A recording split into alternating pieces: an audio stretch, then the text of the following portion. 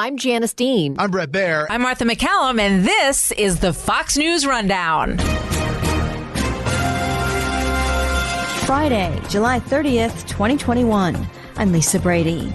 Washington is fighting over infrastructure, COVID, and the events of January 6th. But will any of it affect the midterm elections? Governing in a 50-50 majority in the Senate and a 3-vote majority in the House is really difficult. And I have yet, they aren't doing a great job of it so far. So I like our chances in 2022. I'm Chris Foster. Star gymnast Simone Biles has been the talk of the Summer Olympics for not competing and focusing on her mental health. The sport of gymnastics is 90% mental. It really is. These young girls have dedicated hours and hours, years and years, their whole childhood. Their muscles have memory. Their bodies already know how to do the skill. But if your mind is working and fighting against you, you're not going to be able to do anything. We speak with three-time Olympic medal-winning gymnast Dominique Dawes. And I'm Gregg, Jarrett. I've got the final word on the Fox News Rundown.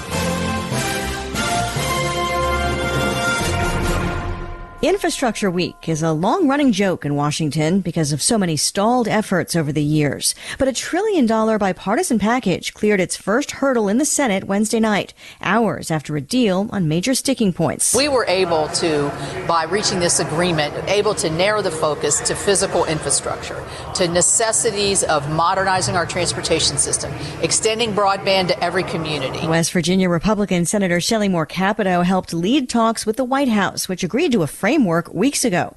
But Senate Majority Leader Chuck Schumer still has a two-track plan. My goal remains to pass both the bipartisan infrastructure bill and a budget resolution during this work period. Both. He's pushing the president's larger human infrastructure plan, a more than $3 trillion effort to address many other issues, from child care to climate change, and using the budget reconciliation process, which means not needing any Republican support, but it would need all 50 Senate Democrats. And some progressive Democrats in the House say they won't pass one bill without the other. So the bipartisan Senate deal has a long way to go. For now, though, it's moving. I think they did. I mean, actually really good work. This thing has been dead like 25 different times, and they did it. North Dakota Republican Congressman Kelly Armstrong. But I've been saying this at home and to anybody out in D.C. We haven't even seen, on Tuesday, the House Democrat majority went down to 3 votes, and we haven't even seen 4 Democratic members of the House conference flex their muscles yet. It takes 4 people to make sure they don't have enough votes on their side. And I think the dynamics change a lot on our side, on the Republican side, if these are paired together and instead of a reasonable hard infrastructure bill that has bipartisan support, if it's tapped with $3.5 trillion and it's a 2-for-1, I think the dynamics just get a little different on the House side for Republicans.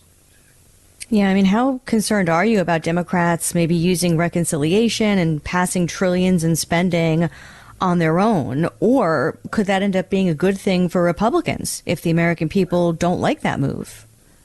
Well, I mean, as somebody who's been talking about the debt since even before I got into Congress, and actually, I mean, even over the last 2 years, I think politically, people care about inflation. They care about the rising cost of everything right now. And so, yeah, I think from a political standpoint, governing in a 50-50 majority in the Senate and a 3-vote majority in the House is really difficult. And they aren't doing a great job of it so far. So I like our chances in 2022. Congressman Armstrong is one of several Republicans caught up in a partisan feud over the new select committee investigating the Capitol riot, which held its first hearing this week. Emotional testimony from 4 law enforcement officers. I was grabbed, beaten, tased, all while being called a traitor to my country. I was at risk of being stripped of and killed with my own firearm as I heard chants of kill him with his own gun. Metropolitan Police Officer Michael Fanone and the others describing bloody battles with people who appeared to be prepared for exactly that, some taunting black officers with racial slurs, including Capitol Police Private First Class Harry Dunn. I told them to just leave the Capitol, and in response they yelled, "No, man, this is our house. President Trump invited us here." But House Minority Leader Kevin McCarthy has accused House Speaker Nancy Pelosi of abusing her power, essentially controlling the narrative. And he withdrew all of his proposed committee members, including Armstrong, after Pelosi rejected two of the others, Congressman Jim Banks and Jim Jordan, who's called the probe impeachment 3.0. I wondered whether Congressman Armstrong would have wanted to stay on the committee. I would have rather all five of us were allowed to stay on that committee. I've been pretty adamant. I'm not a big fan of sitting things out. I always say if they have 20 hearings, there's not 20 different ways to take your ball and go home. And it's important to be a part of those conversations. But I think what Leader McCarthy did was absolutely appropriate. Listen, as the minority party in a very closely divided House, we essentially represent half of the American people. And when you allow Speaker Pelosi to populate minority members of a committee, it's not just about being unfair to the minority members of Congress. It's being unfair to all of their constituents and all of the voters that might have a different viewpoint from Speaker Pelosi. So I think it's really important. I was a criminal defense attorney for 10 years, and the hardest cases are when your processes and your procedures have to work the best. I've said this several times. Every time Speaker Pelosi calls something unprecedented, what it really means is she galvanizes more power in her office. And that's not good for the institution, that's not good for the country, and it's not good for my constituents in North Dakota. Leader McCarthy has called that process a sham, accusing the speaker of just playing politics. The two Republicans who are still on the committee appointed by Pelosi say it's a search for the truth. What would you say to them?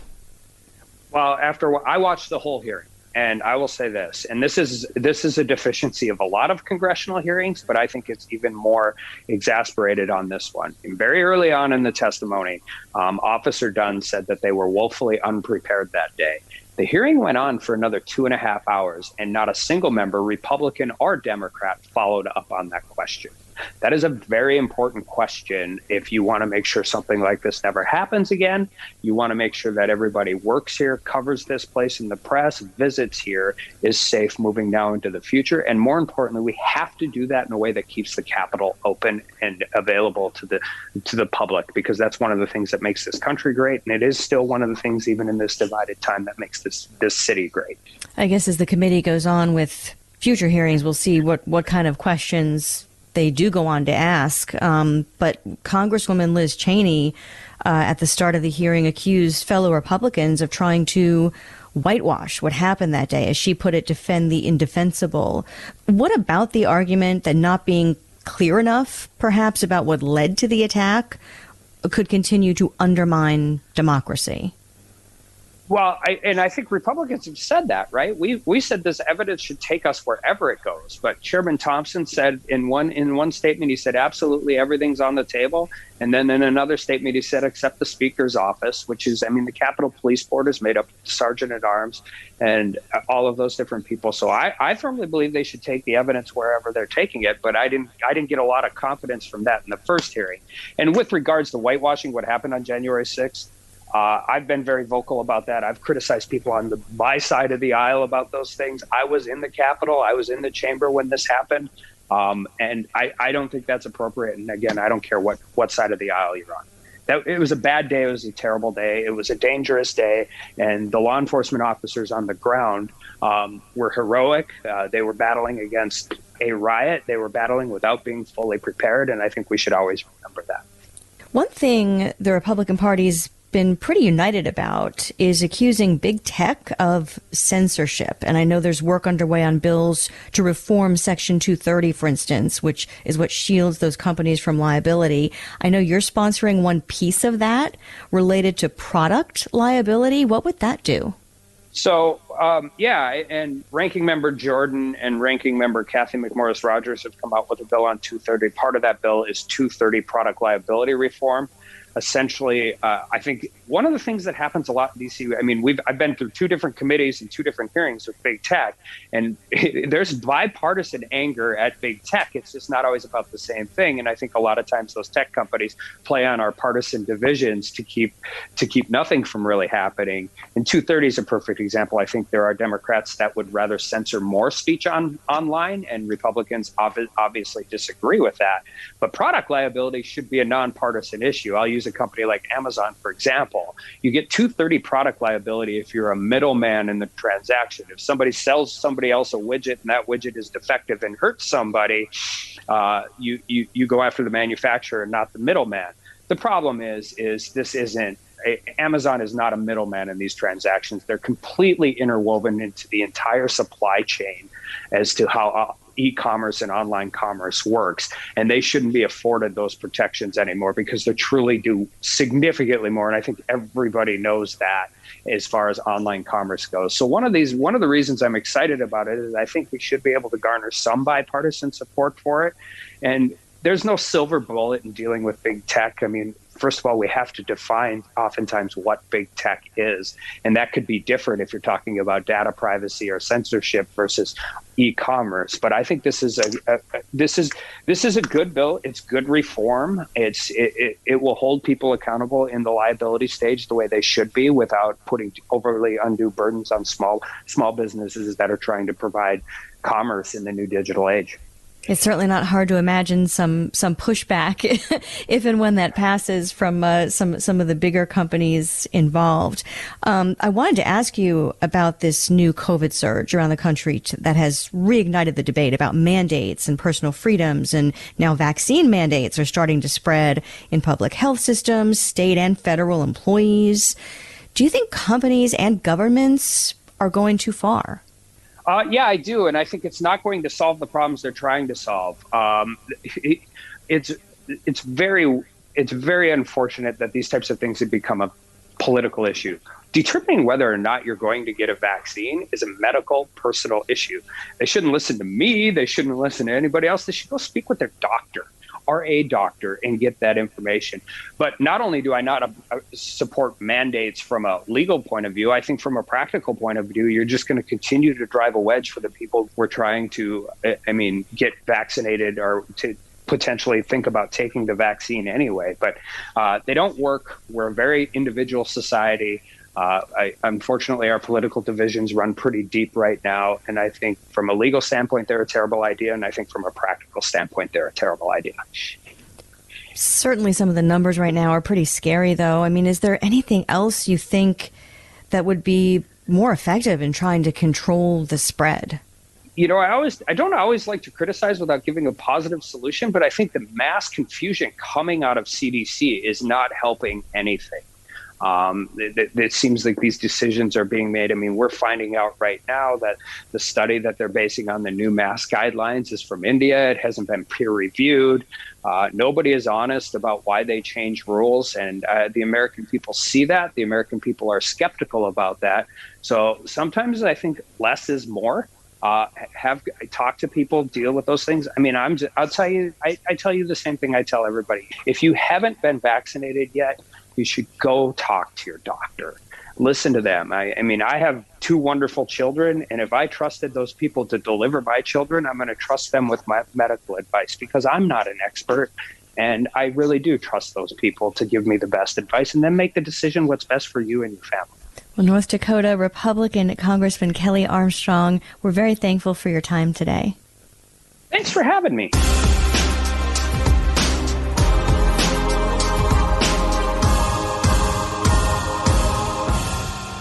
This is Gregg Jarrett with your Fox News commentary coming up. Team USA's Sunisa Lee, 18 years old from Minnesota, wins the women's all-around gymnastics Olympic gold medal at the Games in Japan. Not competing was 4-time Olympic gold medalist Simone Biles. She dropped out of team competition last week and the overall individual meet yesterday, citing a need to focus on her mental health. She's had a lot of support from her teammates, other athletes, fans, and just people sympathetic to what she's going through. A lot of other people, though, are calling her weak, selfish, and they're accusing her of giving up on her team and the country she represents. Anyone that calls Simone selfish or weak, they clearly don't know how tough this young girl is and what she's persevered and will continue to persevere in life. Dominique Dawes was a member of the U.S. gymnastics team for 10 years, winning a gold medal in 1996 and the bronze in 1992 and 2000. They haven't walked a day in her shoes. I personally have gone through similar experiences, but again, I'm not Simone Biles. I don't know what's going on in her head. I don't know what's going on in her heart.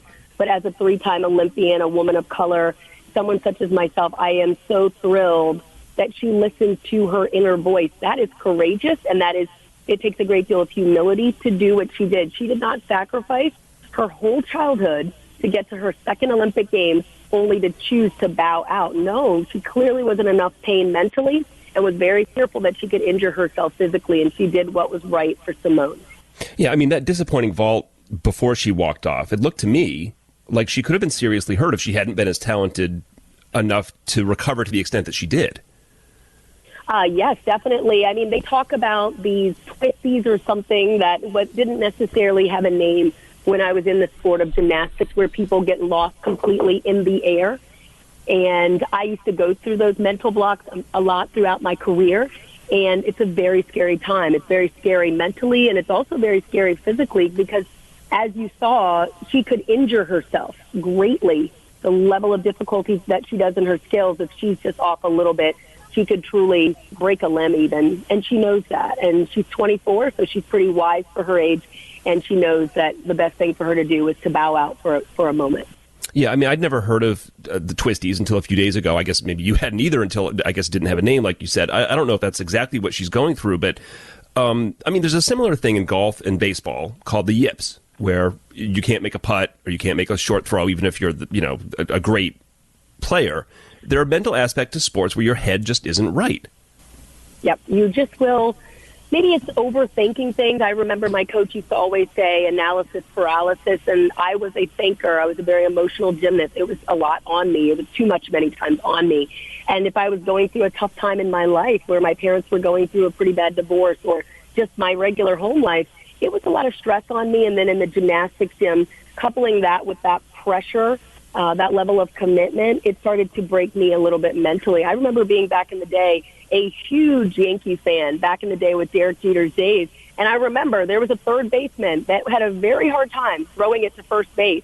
And everyone was like, what is going on? Until you've walked a day in that individual's shoes and been at that high level of excellence, would you truly understand it. But he had trouble doing the most basic things that are taught in Little League. And that many times is from an over-analysis of things. Yeah, I mean, you're not a robot. I mean, I guess you sort of trained to be. Is there any mental training, or is it just suck it up? Back in the day in the sport of gymnastics, it was very much the suck-it-up mentality. It was you were doing this for your country. You were doing this because you were told that you're doing this. We were very much viewed in gymnastics as little robots. And you can even see the looks on our faces at the 1992 Olympic Games in Barcelona, Spain, when I was 15 years old, or even in 1996, the level of intensity and this very iconic moment from the 1996 Olympic Games. Carrie Strug went for the final vault. Her coach is on the sideline saying, you can do it. It was very much, you will do it. You don't have a choice. She didn't have a choice. And she sacrificed herself, her own mental health, as well as her physical health, to go and do it for her country, for the federation, for her coaches, for her family, all these people that were relying on her, for her team even. And she ended up making that vault. Many people saw that as a heroic moment. However, it should have really shined the light on the culture in the sport of gymnastics. You don't have control as an athlete. You are told what to do, when to do it, and you will sacrifice things at all costs. These young gymnasts today, Simone Biles leading the way, recognize that their inner voice is speaking. They hear their inner voice, and they're listening to it because she realizes there's more to life than just gymnastics. She has a life after this and many more years, hopefully, to go, where she could be a mother, a businesswoman, you name it, a philanthropist. And she knows that this is just a chapter in her life, and why risk her mental health or her physical health for this?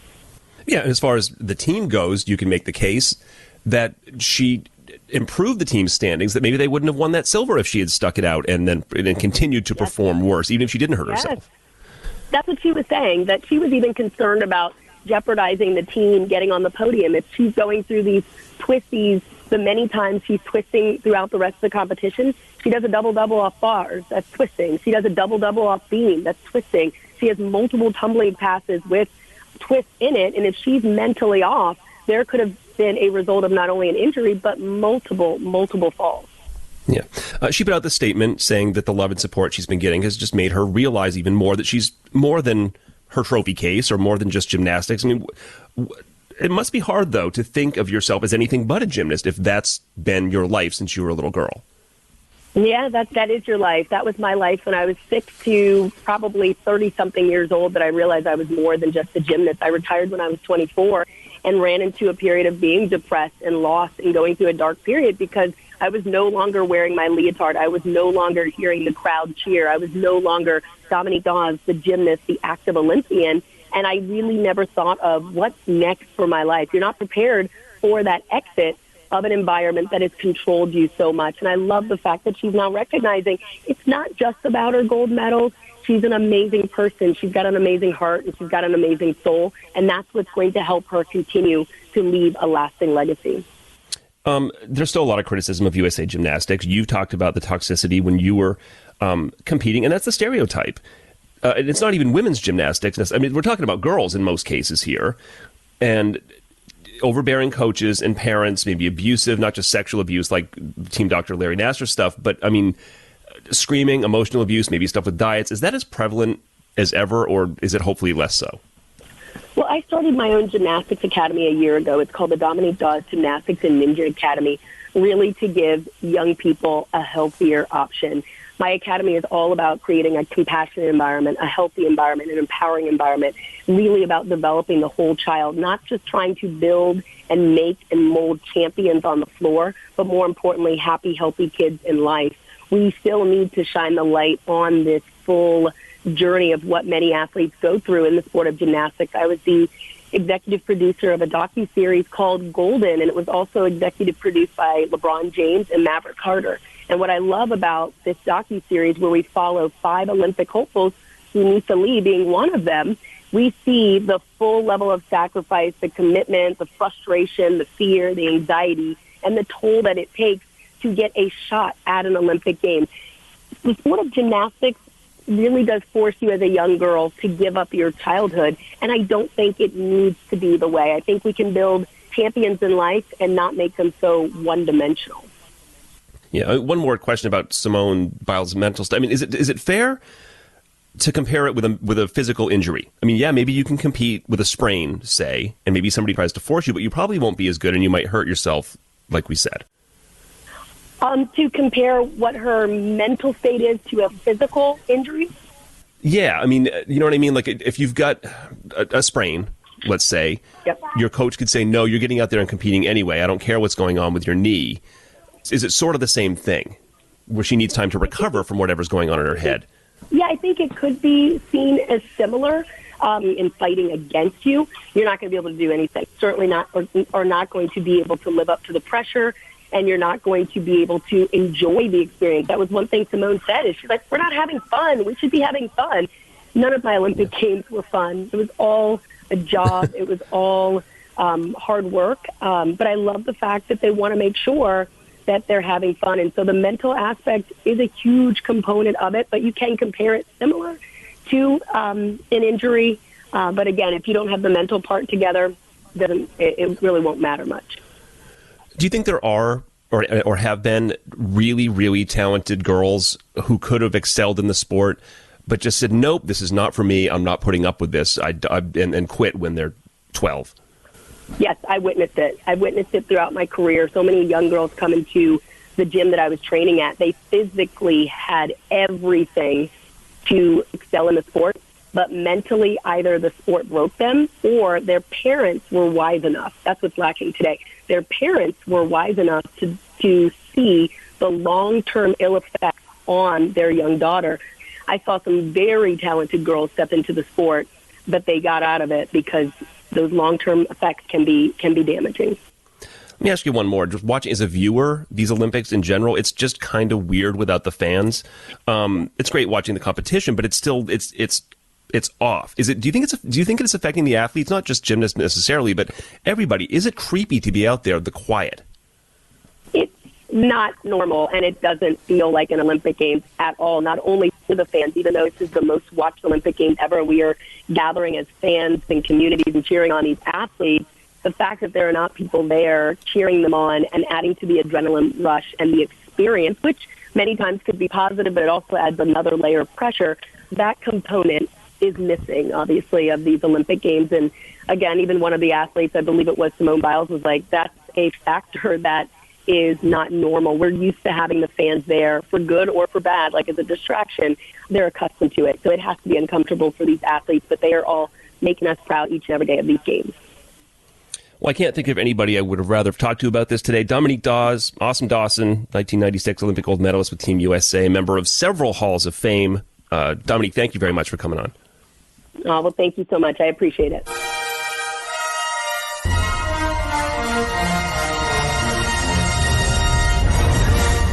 Fox News Radio on demand on the Fox News app. Download the app and just click listen. When you swipe left, you can listen to your favorite Fox News talk shows live. Swipe right for the latest Fox News Radio newscasts on demand. Fox News Radio on the Fox News app. Download it today. Rate and review the Fox News Rundown on Apple Podcasts or wherever you listen. And now, some good news with Tonya J. Powers. An Israeli woman who recently celebrated her 50th birthday decided that instead of getting gifts, she was going to give one, a big one. Edith Siegel is a kindergarten teacher from northern Israel and remembered the words of her grandfather, a Holocaust survivor. He had told her to live meaningfully. So Siegel contacted a group that links organ donors and recipients. She had decided to give someone one of her own kidneys. The move started a 9-month process to transfer her kidney to someone who needed one. The Associated Press reports that someone turned out to be a 3-year-old Palestinian boy from the Gaza Strip. The situation was not without controversy. Siegel's husband and the oldest of her 3 sons did not agree with the idea, and her father stopped speaking to her. The case of the Gaza boy was complicated. To speed up the process, his father, who was not a match for his son, was told by the hospital that if he were to donate a kidney to an Israeli recipient, the boy would immediately go to the top of the list. On the same day his son received a new kidney, the father donated one of his own to a 25-year-old Israeli mother of 2. Siegel said her husband understands better now, as do her children. And on the eve of her surgery, her father called. She told him her kidney was going to a Palestinian boy. For a moment, there was silence, and then her father spoke. Well, he said, he needs life also. Tonya J. Powers, Fox News.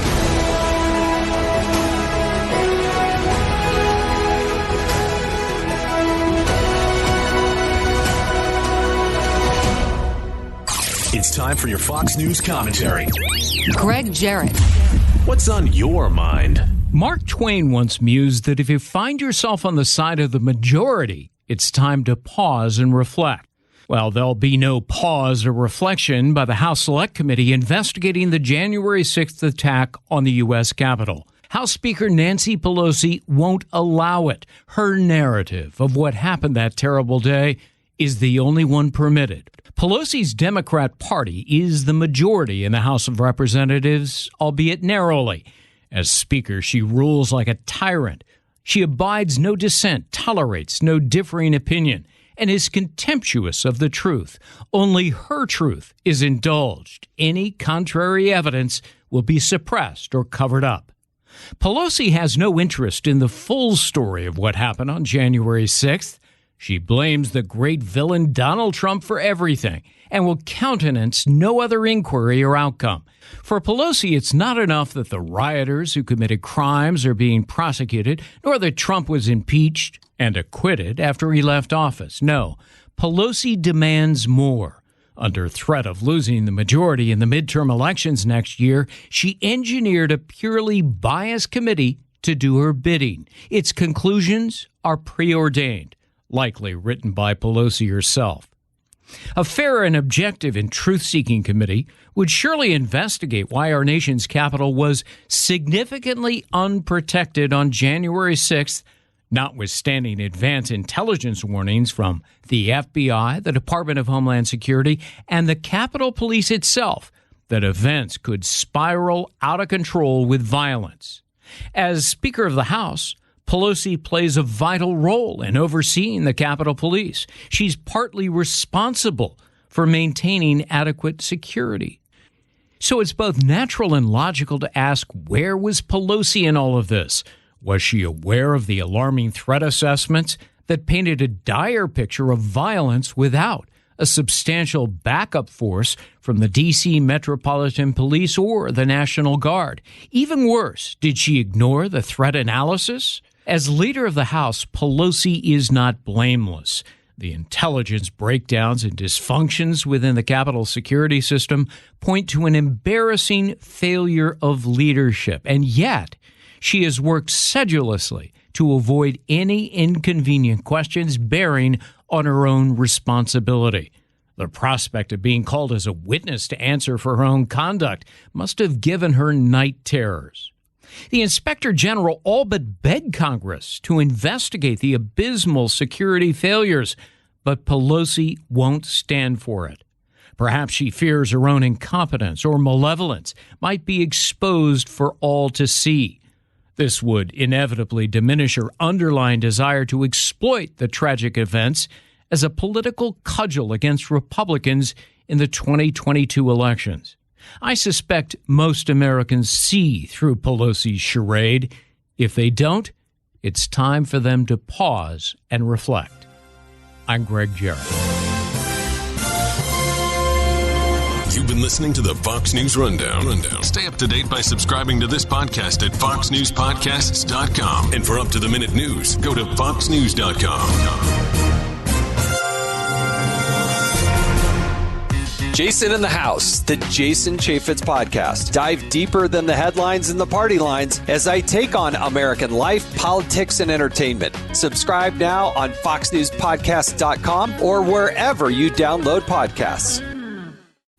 Love Fox News? Click the subscribe button to get more of the news and opinion you trust. And click the Fox News Rundown playlist for the latest episodes.